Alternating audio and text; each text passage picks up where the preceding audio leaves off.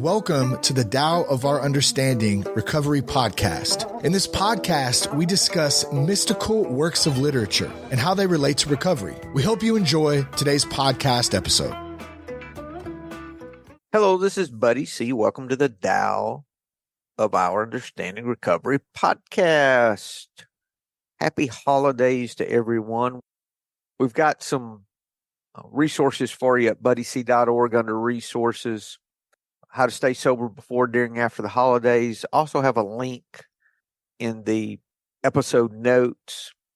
There's a PDF there too that you can print off and post in your meetings if you want to use that as a flyer on your announcement boards in some of your meetings. Very simple way to do some service that you never know who might see one of those 30 or so tips to stay sober and it changed their life. You never know what little services that we do, how helpful they can be. And we'll never know those things. We'll never know. I don't know if after we pass we'll know that, but I'll be amazed at sometimes I think the simplest things I might do service related might actually be the biggest things that, or have the most gravity or the most help. And part of this Tao path is throwing away that idea, even in service and recovery, of working to achieve more service or working to help the most people, because for me, really, it's about just finding my part and my place. And if I find my place, the rest of it takes care of itself. So that's the whole point, not putting pressure on myself to help more people than I did yesterday. It's about being present in more moments of the day. And ever what shape that help needs to take, just let it take. Sometimes, if we're talking figuratively like a body, sometimes your hand is part of the body, does some very important tasks and sometimes menial tasks, but they're all needed and you're still part of the body the whole time. So don't know where that came from. Anyway, maybe that's helpful to someone. Just live this life. Don't put pressure on yourself to be more. Don't put those same, I have to be careful not to put the same pressures I used to put on myself to work harder, be better, do more, be God's man of faith and power kind of thing. And just be. Just be. We're on the 29th verse. Today we have Brian and Oscar and Buddy. We have a men's meeting so far today, which I'm looking forward to the conversation. I'll read the Stephen Mitchell from the 29th. Do you want to improve the world? I don't think it can be done. The world is sacred. It can't be improved. If you tamper with it, you'll ruin it. If you treat it like an object, you'll lose it. There's a time for being ahead, a time for being behind, a time for being in motion, a time for being at rest, a time for being vigorous, a time for being exhausted, a time for being safe, a time for being in danger. The master sees things as they are without trying to control them. She lets things go their own way and resides at the center of the circle. Brian, you want to read Jeff Pepper? Yeah, I got the Tao Te Ching in clear English from Jeff Pepper, and it says, "Take the world and control it. I don't see how it can be done. The world is a marble. You can't control it. Act and you ruin it. Grasp and you lose it.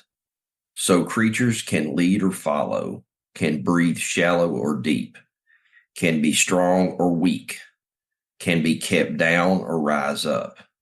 So the sage abandons overdoing, wastefulness, and pride. Wastefulness and pride. Wastefulness and pride. Sorry. That's fine. So the sage abandons Overdoing, overdoing, wastefulness, wastefulness, and pride. Okay. Oscar, you want to read the Jonathan Starr for us? Yes, I would love to. Thank you. Those who look down upon the world will surely take hold and try to change things. But this is a plan I've always seen fail. The world is Tao's own vessel. It is perfection manifest. It cannot be changed. It cannot be improved. For those who go on tampering, it's ruined. For those who try to grasp it, it's gone. Allow your life to unfold naturally. Know that it too is a vessel of perfection, just as you breathe in and breathe out. Sometimes you're ahead and other times you're behind. Sometimes you're strong and other times weak. Sometimes you're with people and other times alone. To the sage, all of life is a movement toward perfection. So what need has he for the excessive, the extravagant, or the extreme? Thank you, Oscar. The excessive, extravagant, or extreme is his translation of overdoing, wastefulness, and pride, I think. Any thoughts, guys? Yeah, well, it's all perfect as it is. Is my thought. My thought was it's all perfect as it is. We don't have to control anything. We don't have to create anything. All creation we do in our heads. We don't have to do it. We don't have to fear anything. And then you go down, okay, if you reach this state, there is no need for all the action, like the action of the excessive and the extreme, which as an addict, I speak for myself, I so much thought I needed this. I needed to be extreme. I needed to show that I'm alive. I needed to put everything as I wanted it to be. And the verse here and the whole book says so much. It's so much in calming down. Accept things as they are. And when it starts with acceptance, I think. And then if you really accept things, I start immediately appreciating them. So I go from acceptance to appreciation. And then it's a small step actually to see that it's all perfect. Thanks. Thanks, Oscar. Okay. Brian? I was kind of piggybacking off what Oscar was talking about. I was thinking about the yin and yang and how there's good and there's bad, and then there's bad in the good, or there's good in the bad. And for me, I believe that, like Oscar said, it's everything is as it needs to be. And when it's not according, when Brian decides that it's not according to the way Brian wants it, that's where the problem starts. And I start forcing, trying to control, digging in, putting my will on the universe, and it just does not go well. It does not go well. So yeah, this is a good verse. It's good timing for me with the holidays. Work is slow. Most of my corporation, they shut down for a couple of weeks, and I found myself a week or so ago just clawing for work, and I just got to a point I was like, I could just turn in these quotes, and I had to let go of it, and that can be difficult to back myself down off that.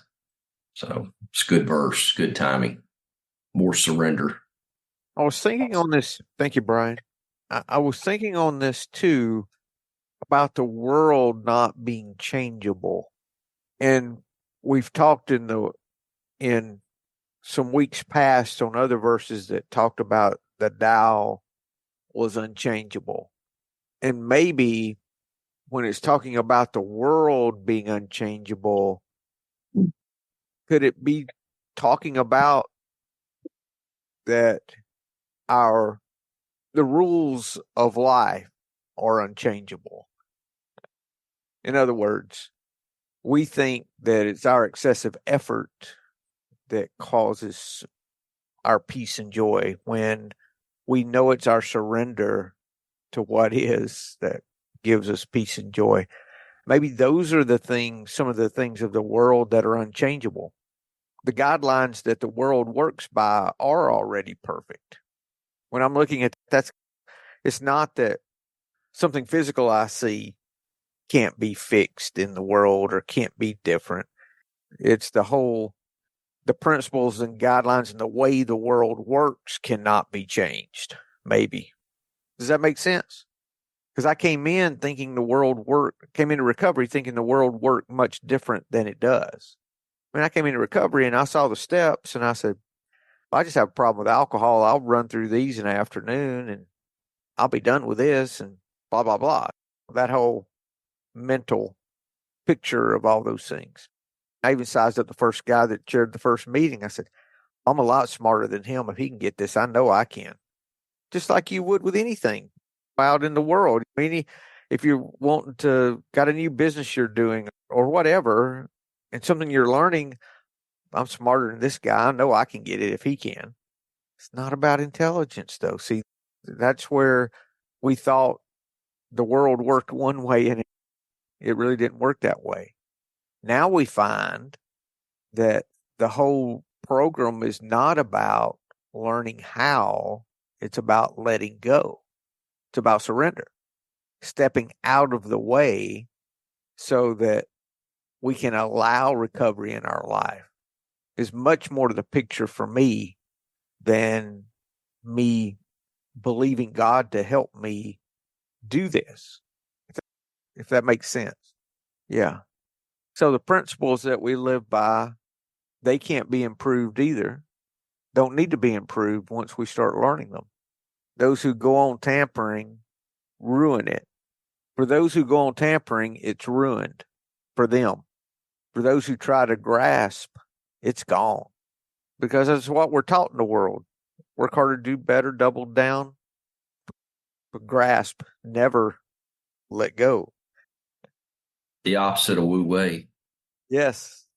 That word Wu Wei, for anyone that's new, and I know you guys have said, and I'd love to hear what your realization has been so far with what those words mean.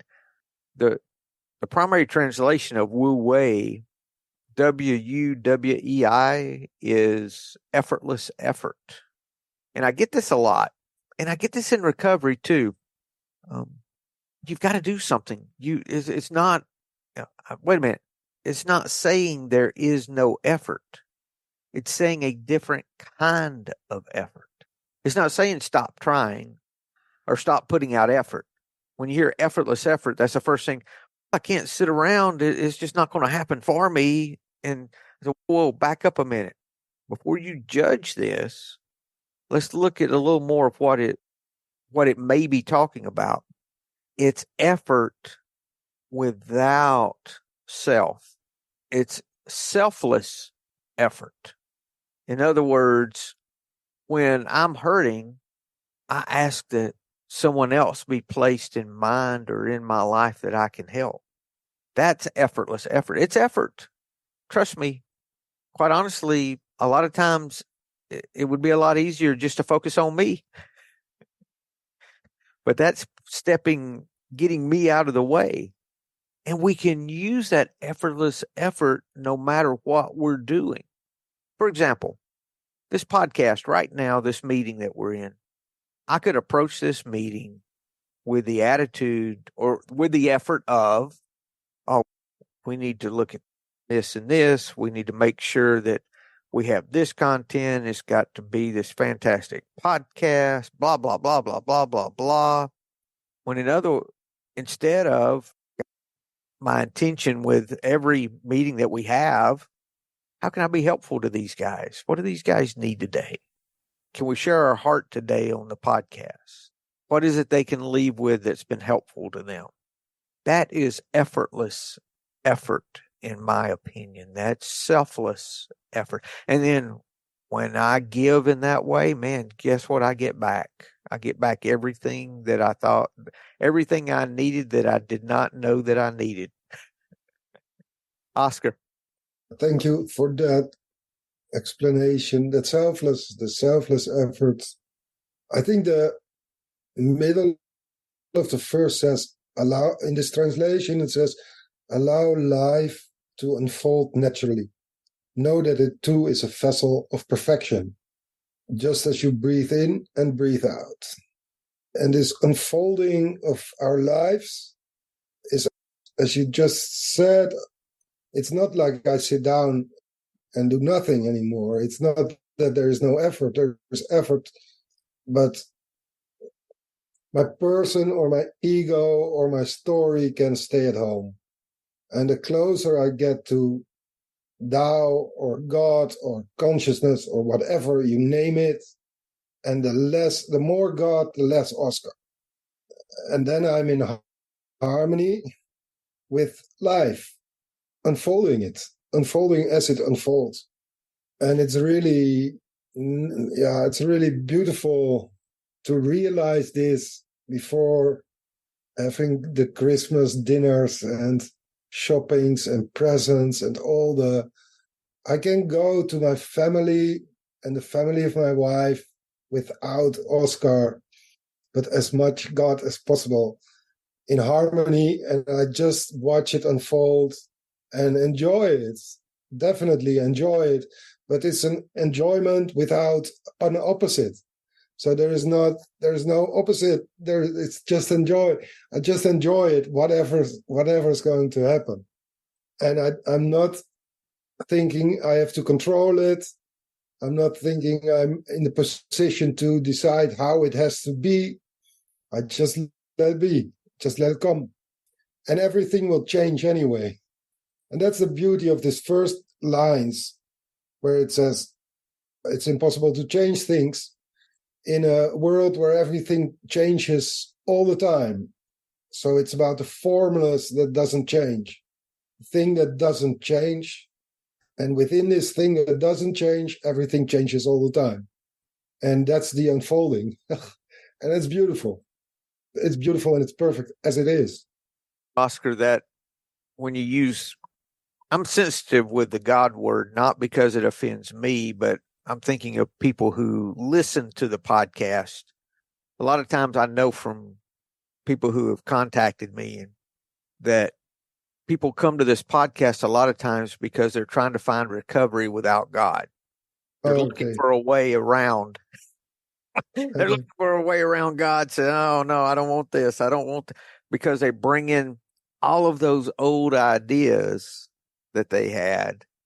So anytime you hear the word God, guys and ladies, you can substitute love for that at any point.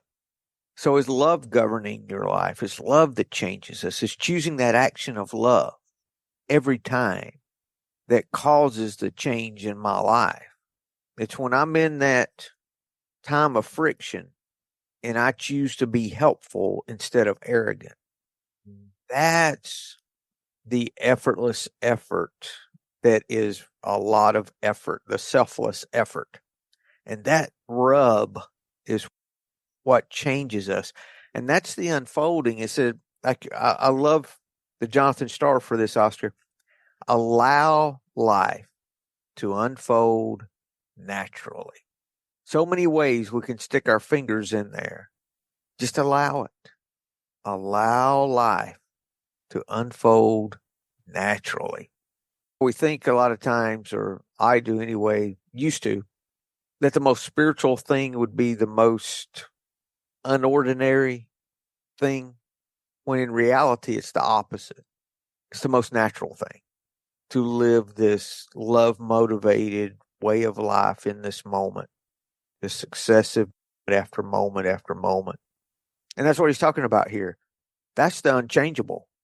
And then we keep trying to fix our life with the things that change. It doesn't work.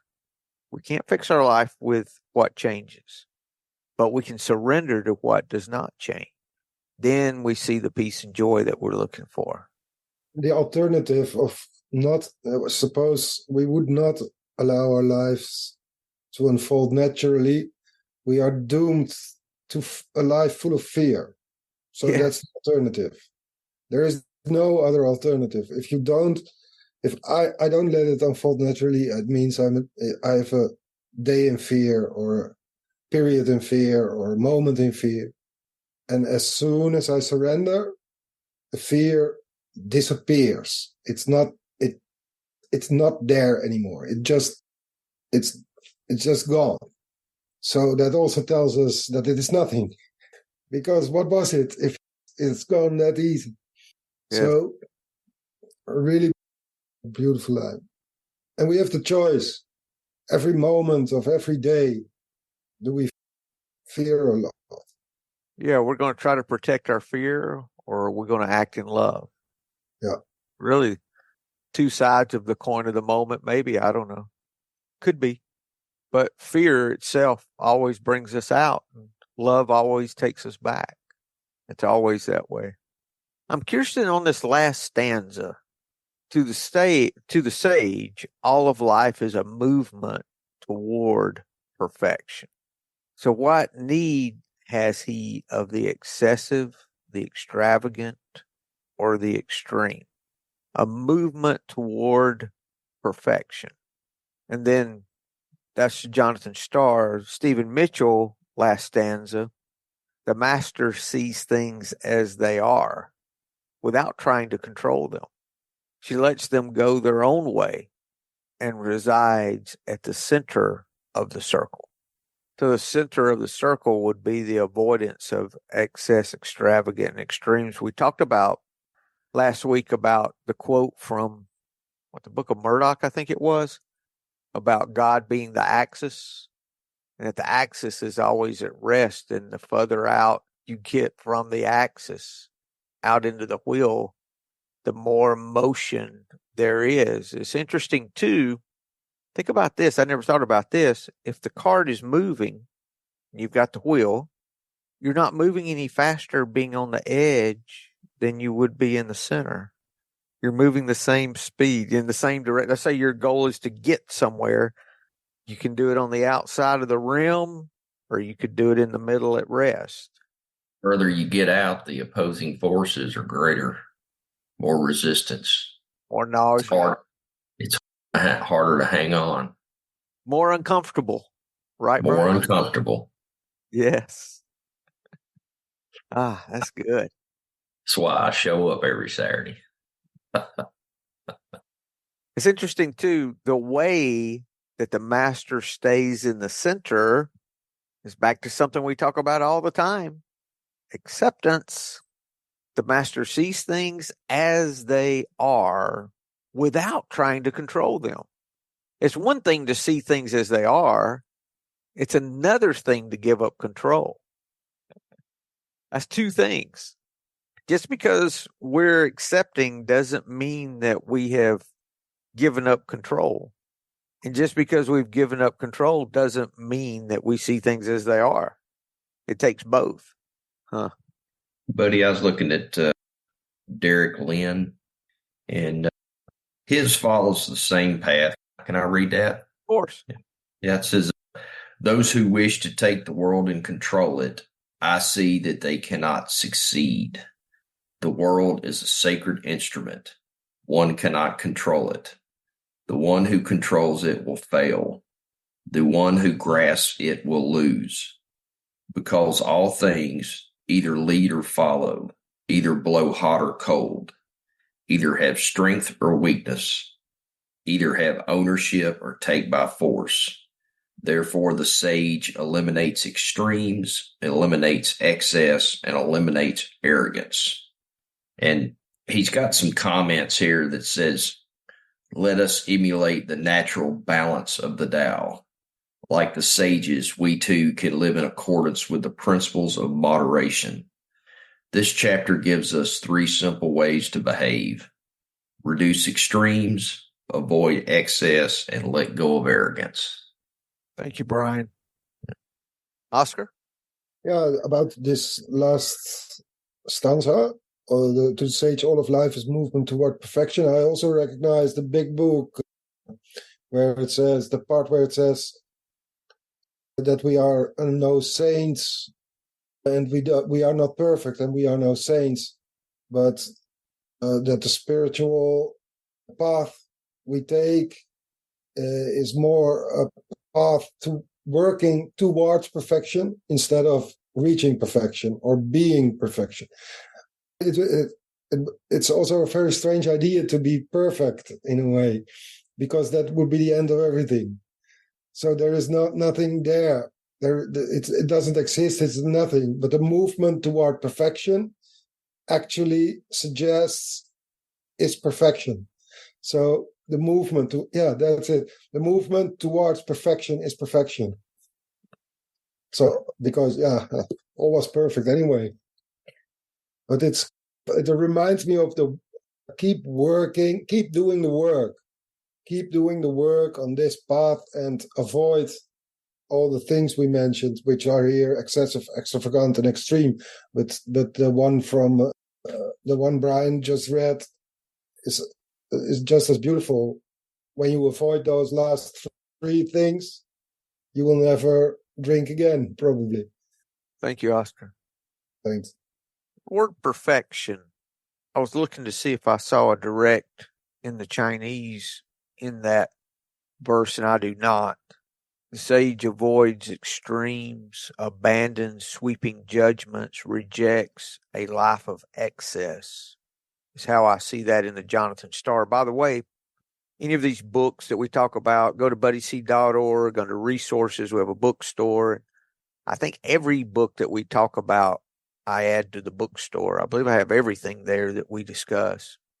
Perfection, I see that really, we know that we're already complete, as in a child that is 6, let's say.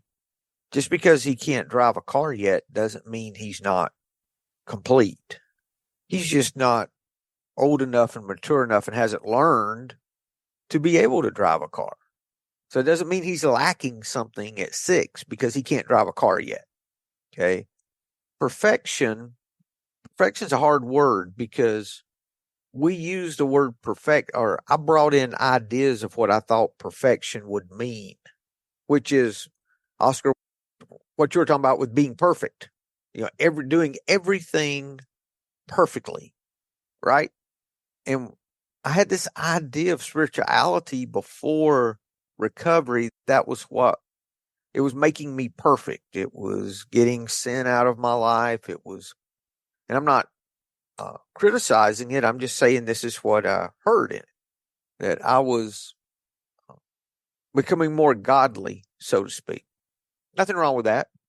But as I got into recovery and started studying what we're talking about here, I started realizing that if I'm already perfect, what is this about? And the perfection for me would be the being present and available in more moments of the day. Not that I was lacking something, because I already have it. That's what I have found. All these verses talk about looking within. The reason you look within is because it's already there. You've just got it covered up. You don't realize you already have it. It's this perception problem. So the perfection is more of maturity than it is perfectness, is what I have found. Does that make sense at all? Yeah. For me, like when I grew up as that 6-year-old, I've always had this gnawing feeling that I wasn't okay. And the more that I tried to fill that hole, dreams, excess, and arrogance to prove that I was okay. Yes. And when now at 48, I still have that, not as bad, and I'm aware of it, but when I have, that's when I want to go back to these 3 things. We think that excess and that extravagance and extremes will bring about what we're looking for, right? Yep. The peace that we're... The missing piece. Yes. Yes. And that's all we have, right? That's what our fear produces. Yep. Like we talk about in the 10th step, page 84, selfishness, dishonesty, resentment, and fear. Yeah. Yeah. Those are the only tools that my fear had was selfishness, dishonesty, and resentment. Yep. Excessive, extravagant, extreme come out of selfishness, dishonesty, and resentment. Yep. Yeah. Then you find out all this shit's an inside job and you're sure enough lost. Elf, right? You're like, what the heck? I thought I was almost there, and look at this. I don't know if y'all have ever backpacked much. I used to backpack a lot, and I was up somewhere, end of the day, I was getting tired, and I'd come around a ridge. I said, oh, okay, we're going to flatten out up here. I'd come around the ridge, and there's another mountain. Oh, shit, there's another one? And then that one, and then there'd be another one, and then there'd be another one, thinking I was already to the top or close to a ridge line. Same kind of thing sometimes. We've got this figured out. No, we don't. And giving up that need to figure it out is huge for me, and just accepting the moment like it is, being present in the moment. How can I be helpful in this moment? And then being open to the next moment. It gets simpler if you're, I'm going to point my finger and say if my spiritual walk is not getting simpler, then it's not maturing for me. It's simplicity, not higher intellectual learning. Brian? I was just thinking about the quote in the Tao that talks about let it settle. Yes. And being open to that first. Being open is the first step. To sit and be patient and let it settle and let the answers come. It's always the first step. That's it. It was funny. I'll still buy books. I just bought a new collection, actually. I just bought Thomas Cleary's Taoist Classics, volumes 1, 2, and 3. And each of them are like 500 pages with 13 different books. And I'm like, oh my God, I got to have that. I'm like, here I go again, grasping. Is it all in one book?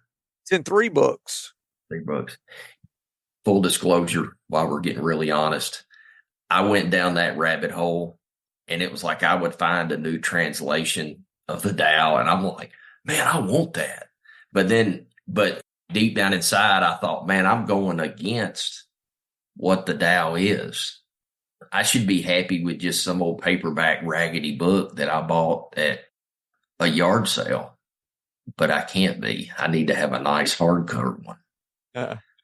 So I've still got some work to do. We all, Brian. Yeah. Yeah, that's beautiful. That's really beautiful. I wanted to say something about the feeling or the thought of not being good enough, which resonates, and I recognize, and from a really young age, I didn't feel good enough. And actually, what the consequence of this verse is that my being or feeling of being not good enough is fine. It's fine. It's fine not being good enough. It's complete acceptance of the feeling that is, okay, I'm not good. I feel I'm not good enough. Okay, I'm not good enough. I can embrace that feeling instead of kicking it out or wanting to get rid of it or wanting to change it or wanting to control it or wanting to be master of it. I can just sit and accept and appreciate, and there's no problem if I'm not good enough. If I'm not good enough, who cares? Nobody cares. It's okay. And that's a really wonderful insight, actually. Thanks. Oscar, none of us are good enough, no matter how good we think we are.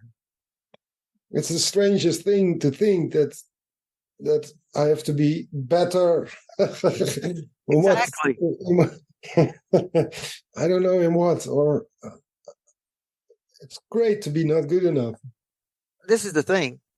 We can't be good enough, nor can we be not enough. We can't be either. That's the whole point. Yeah, it doesn't exist. It No. doesn't. No. That's what he's talking about with accepting things. The master accepts things as they are. Okay, okay, let's use that. That's something that a lot of us struggle with, not being good enough. Let's just use that. I accept that I feel I am not good enough. Okay. How can I let go of the outcome of trying to change that perception in others' lives? That would be the control. Because it's always, the good enough is not internal. For me, the good enough was external. Good enough versus this person versus that person. That's where it was. So I accept it. Okay. I feel I'm not good enough. It's not about approving it or disapproving. It's just, that's how I feel. Okay. I feel I'm not good enough. I stop trying to control how I feel. I surrender to the feeling of not feeling good enough. Next, maybe I would ask myself or pray, if you pray to God for this kind of thing, who do I know that feels they're not good enough that I could encourage? If I sit with that a little while, someone will come to mind. Someone may already be in mind. I say a prayer for them. I might send them a text. I might call them. I might encourage them in some way. Then all of a sudden I realize I'm not thinking about not being good enough as much as I was. That's how it works for me. And that's what doesn't change. Those principles that we're talking about that do not change. So eventually I realize that I am complete, that there's nothing in me to fix. There's nothing in me to throw away or fix. Nothing to add. I just am. And as I'm open to that in more moments, I'll realize all these ways I described myself weren't really me. They weren't the real me. And then I get comments from people saying, wow, you handled that differently. I said, really? Yeah, you did. Huh. My true nature starts coming out. Brian? I just had a quick story I was going to share. I shared it with my wife yesterday, and I think I talked about the homeless guy that's on my way to my work. And so the other day I thought, man, I'm gonna stop in. It's cold out. I'm gonna buy this guy breakfast. And so I swung in and got him a gift card, and I pulled up across the street and I said, hey man, go get you a good hot breakfast when you're ready. And I thought, I'm gonna take this one step further. So I looked at him and I said, man, is there anything I can do for you? Do you need anything? And his response, he looked at me, he said, no, man, I'm in good shape. And I was like, what in there? I must have stood there and stared at him like a deer in the headlights. But just for him to say that, and he's obviously got some things going on, but for him to come back and say, I'm in good shape, I was like, just those words just really hit me for a guy that's living in a chair under the awning of a Walgreens. Made me think. Stuck with me. A couple days later, still sticking with me. It's perspective, isn't it? Mm-hmm. See, that's how we move to the center. It says she lets go. The master sees things as they are without trying to control them. She lets them go their own way and resides at the center of the circle. As I let go, I can move from the outside of that wheel where it's turmoil and forces working against me that I'm having to grapple with continually, more and more toward the center of the circle. The more I surrender, the more I accept, the more I give up control, I can get toward the center instead of on the outside where all that confusion and angst is. There's rest at the center of the circle. And the quote, I think I quoted a week or two ago, Book of Murdoch says that's where God is in the center. Yeah, that's definitely where love is. Love's definitely in the center because I feel at peace when I act out of love instead of selfishness and dishonesty and resentment, ultimately fear. Yeah, that's good. Thank you. Any other comments, guys? That was a good one. Thanks, everybody. Thank you. You guys, Buddy, Oscar. you guys got big Christmas plans? Y'all, what are you doing for Christmas in the Netherlands, Oscar? Shopping, eating, family, games, board games, Netflix Christmas movie, a walk. Which Christmas movie? Do y'all have a Christmas movie that you watch every year together? No, I decided late last minute decision, but I like the Scrooge story. I like the best. Scrooge. I found a new one this year. I like the first 5 minutes of Violent Night on Prime. First 5 minutes. First 5 minutes is all. Okay. It's kind of gruesome, but the first 5 minutes are hilarious and disgusting. Don't watch it while you're eating, please. Do not do that. We watch A Christmas Story. Is the one with the little kid and the BB gun and shoot your eye out story. Do you know the one I'm talking about, Oscar? No. That's a classic here. It was actually filmed in Cleveland, Ohio, and back in, I think, the early 80s, and it's on every year. And we watch it. I watched it with my kids since they were little. So my daughter will be over today. The day's the 23rd of December. So they're coming over today for lunch, and then she's staying for the evening, and we'll watch A Christmas Story as we do every year. And then we'll enjoy ourselves and spend some time with family, doing gifts this afternoon and all those things. Yeah, beautiful. Yeah. So you guys, how about you, Brian? You got a big Christmas happening or low key or what? Not really. My wife's family will be over Christmas Eve, and then we've got some friends. They're going to come over Christmas Day, Christmas afternoon. But I think I will. You said that's A Christmas Story? A Christmas Story is the one we watch every year. Yeah, I think we're going to watch that. I've never seen it. I'm feral. Yeah, So, it's good and wholesome. Yeah, I think to the list. Yeah. But now, Violent Night, that's one. It's a Prime. It's a new one. That's just a gruesome. But the first 5 minutes are pretty hilarious. Yeah. Something I've never seen before in a movie. Never, ever. So I thought, I'm going to cut it on when everybody's here. Just, hey, let's watch this and see what them all gross out. Pretty funny. But you guys enjoy yourself. Enjoy your family. Yep. I ask anyone out there that might be listening to this, during the holidays, how can I be helpful?